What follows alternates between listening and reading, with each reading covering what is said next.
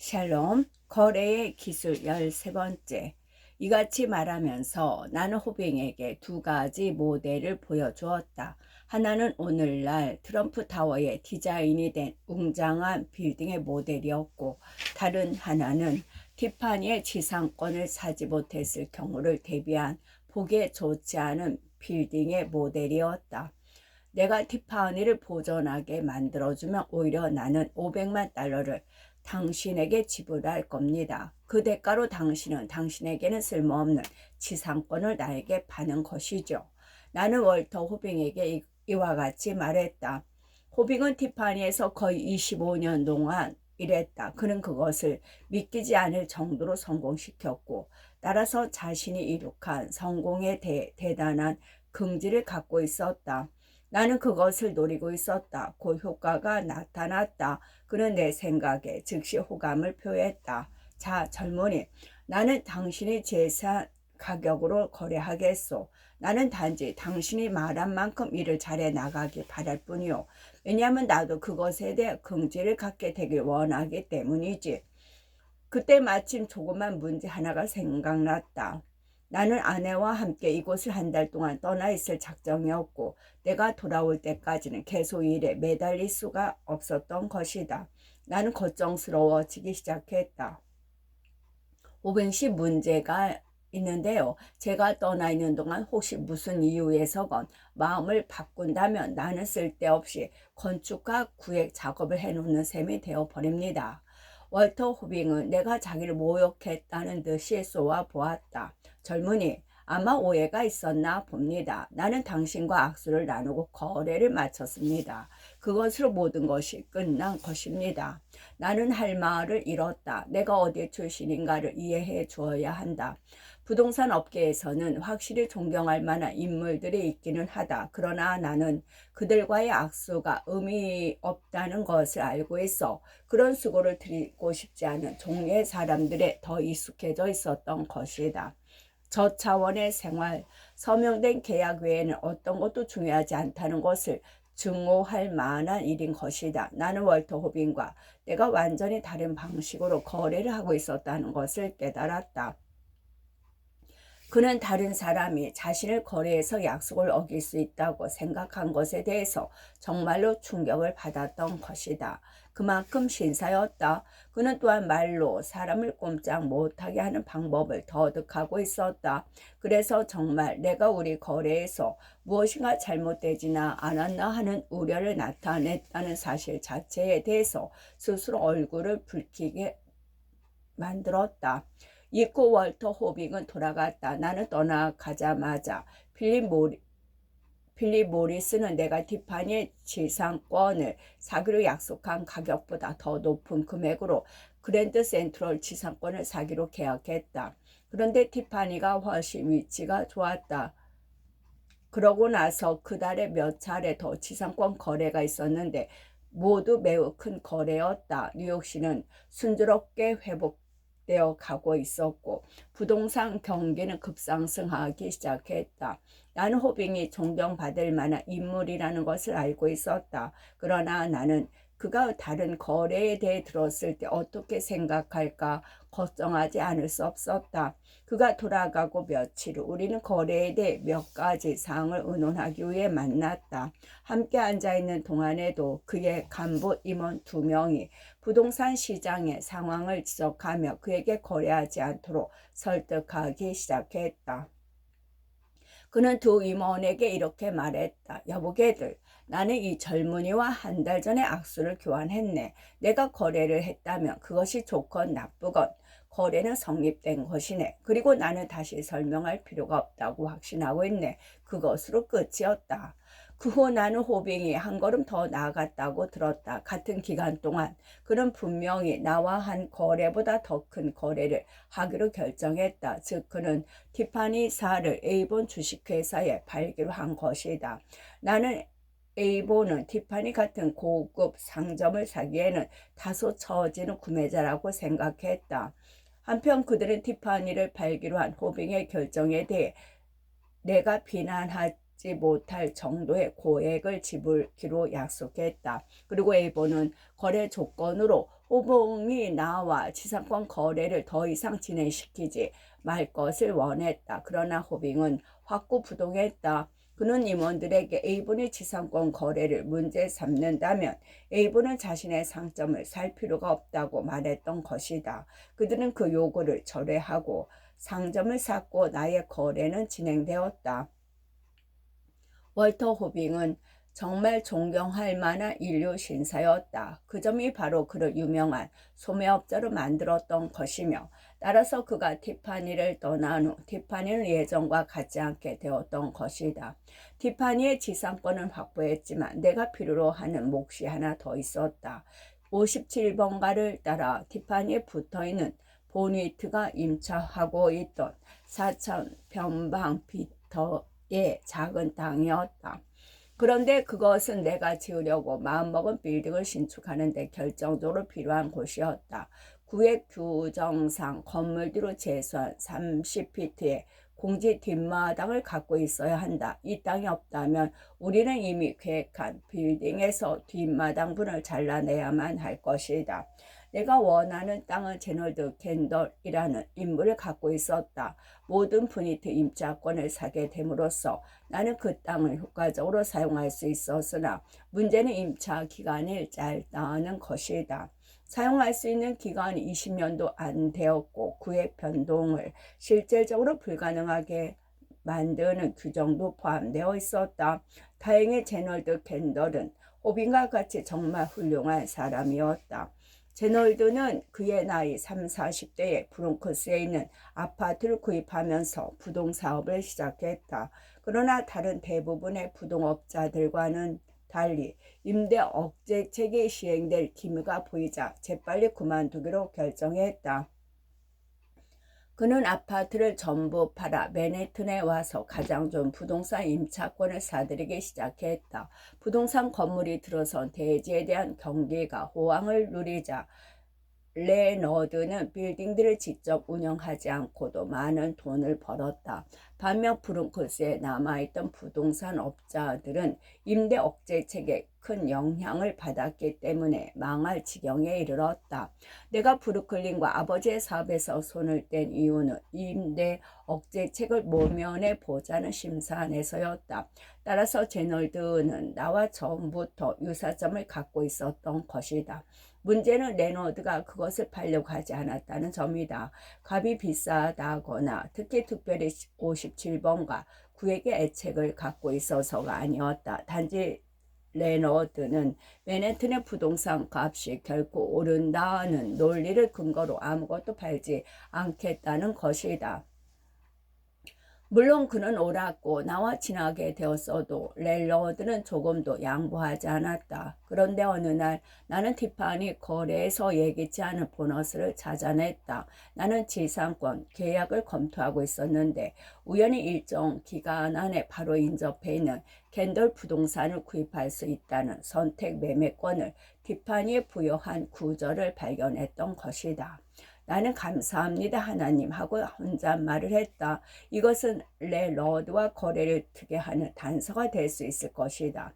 그래서 나는 월터에게 가서 말했다. 당신은 결코 저 캔들 토지를 사지 못할 것입니다. 그러니 거래의 일부분으로 내가 당신의 선택 매매권을 사는 것이 어떻습니까? 월터는 동의했고 우리는 그것을 우리의 거래에 첨가시켰다. 그리고 즉시 나는 그 선택 매매권을 행사했다. 처음에 레너드는 선택 매매권을 티파니의 것이며 양도할 수 없기 때문에 나에게만 그 선택 매매권을 행사할 권리가 없다는 태도를 취했다. 레너드가 옳았을지 모르지만 소송을 통해 내가 선택 매매권을 행사할 권리를 획득할 가능성도 있었다. 내가 이 점을 레너드에게 지적하자 우리는 다시 머리를 맞대고 20분도 채 안 돼서 두 사람 모두 이익이 되는 거래를 성사시켰다. 나는 선택 매매권 행사를 철회하기로 했고 그 대가로 레너드는 그 토지에 대한 임차권을 20년에서 100년으로 연장해 주기로 동의했다. 이 기간은 그것을 자본으로 만들 수 있는 충분한 시간이었다. 그는 또한 임대권을 새로 작성하면서 제9역을 금지하는 규정을 삭제했다. 그리고 나는 약간 높은 임차료를 내기로 약속했다. 우리는 악수를 나누었고 계속 좋은 친구가 되었다. 그런데 일 돌아가는 것이 좀 묘했다. 제 너울들은 다소 나이가 많았는데 지난 2년간 그는 자신의 상속인들과 부동산에 대해 이리저리 마음을 쓰기 시작하고 있었다. 1986년 초에 그는 전화를 걸어 나에게 센트럴 파크 하우스에 있는 리츠 칼튼 호텔 대지에 대한 15%의 소유권을 선물로 주고 싶다고 말했다. 리츠 칼튼 호텔 대지는 그가 특별히 소중하게 여기는 재산 중의 하나였다. 그 외에도 그는 29년 후 호텔의 임차권이 만료되었을 때에 대지 처분권을 나에게 주었다.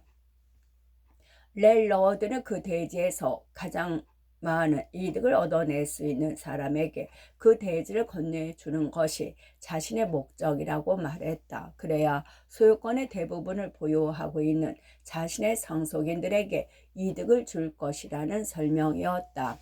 렐러드는 매우 관대하고 똑똑한 사람이었다. 나는 캔덜 가를 위해서 열심히 노력할 것이다.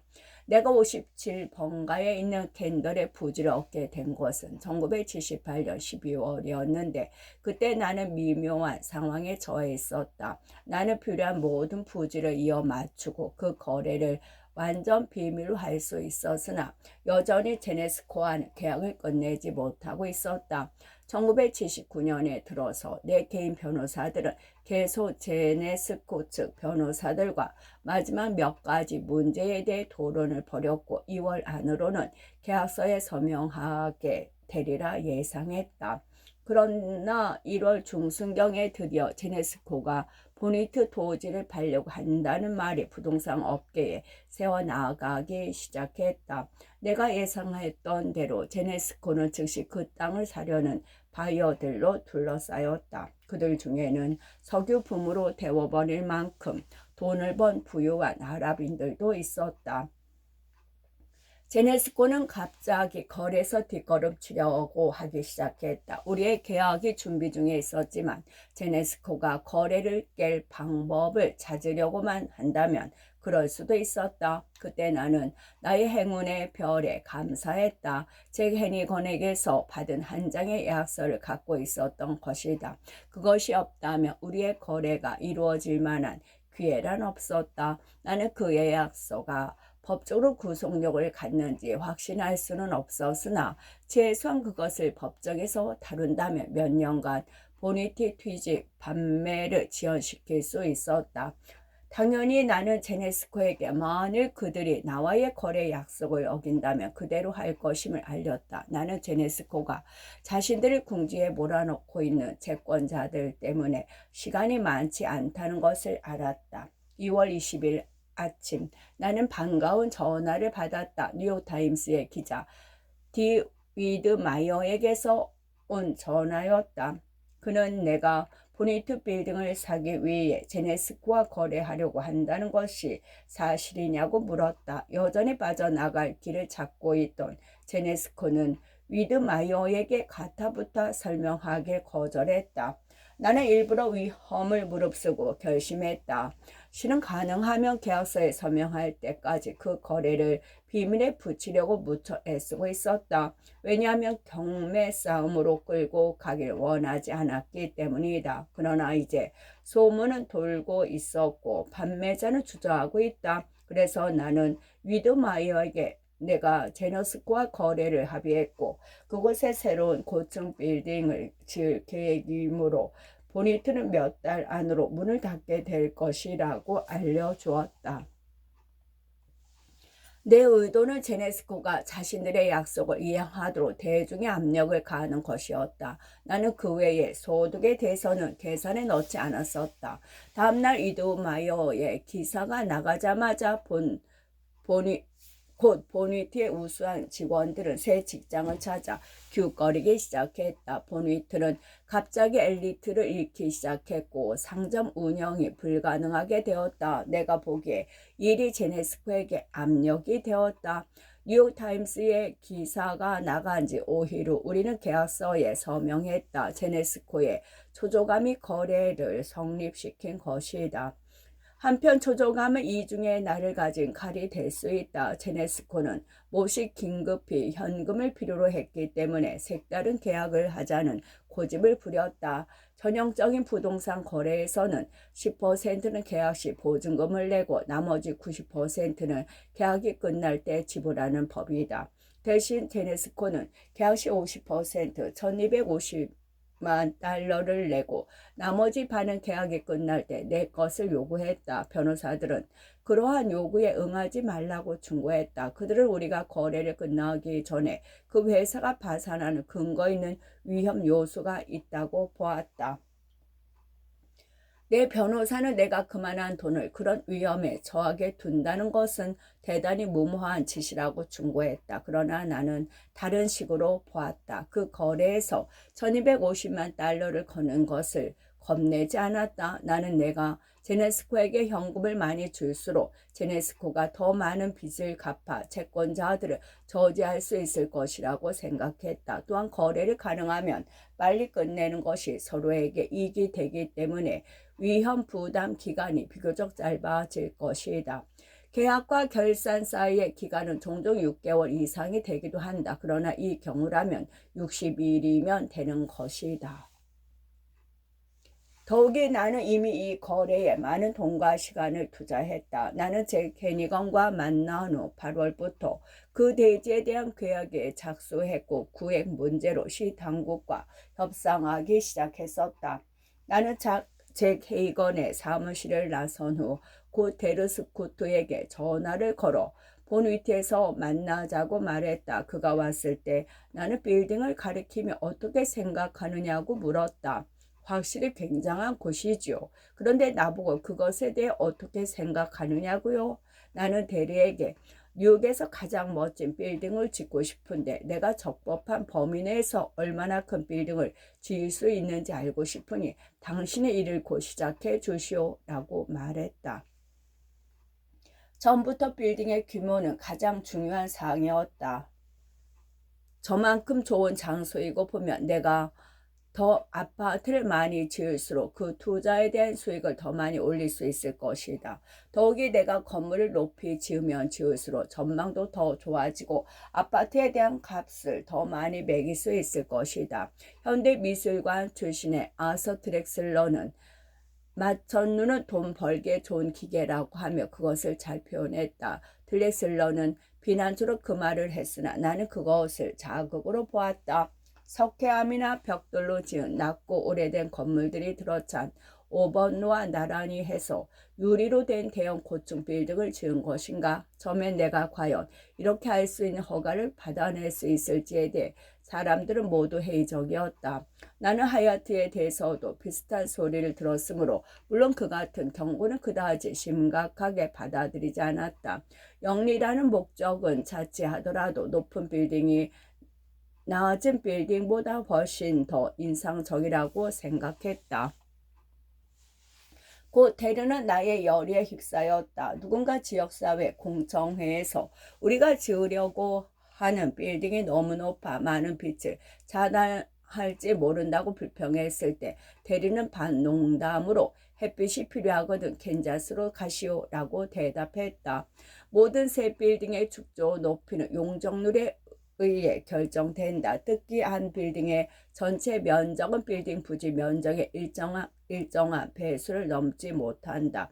물론 특별 배당을 얻을 수는 있다. 처음에 나는 빌딩의 디자인 자체에 주의를 기울였다. 나는 잊지 못할 기념비가 될 만한 것을 만들고 싶기도 했고 또한 독특한 디자인 없이는 거대한 빌딩의 신축 허가를 받을 수 없으리라는 것을 알고 있었다.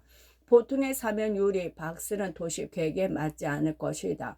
대류는 이리 일에 들어갔다. 그는 40장도 넘게 제도를 했다.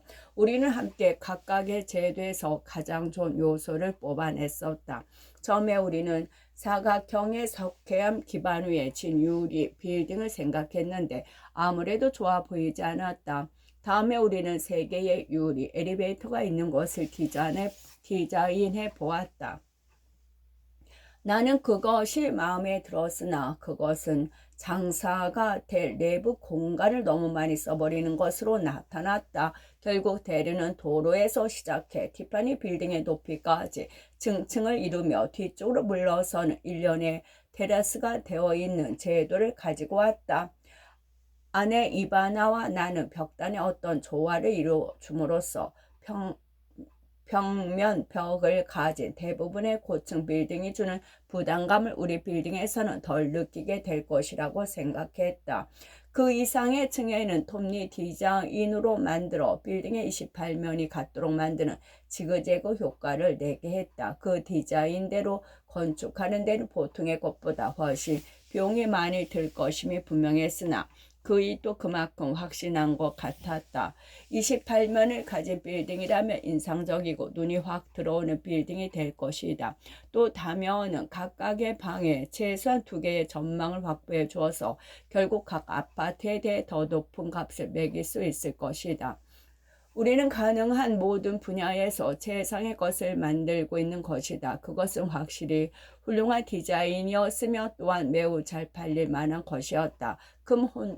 큰 홈런을 날리려면 이 2가지 모두 필요하다. 다음 문제는 시 당국이 그 디자인을 허가하도록 만드는 일이었다. 토지 사용 제한법은 우리가 57번가에서 56번가까지 1층의 남북으로 통하는 통행료 아케이드를 짓도록 요구했다. 그렇게 되면 빌딩의 입구가 5번로가 아닌 57번가로 나게 되는데 분명히 세상에 더 알려진 것은 5번로였다.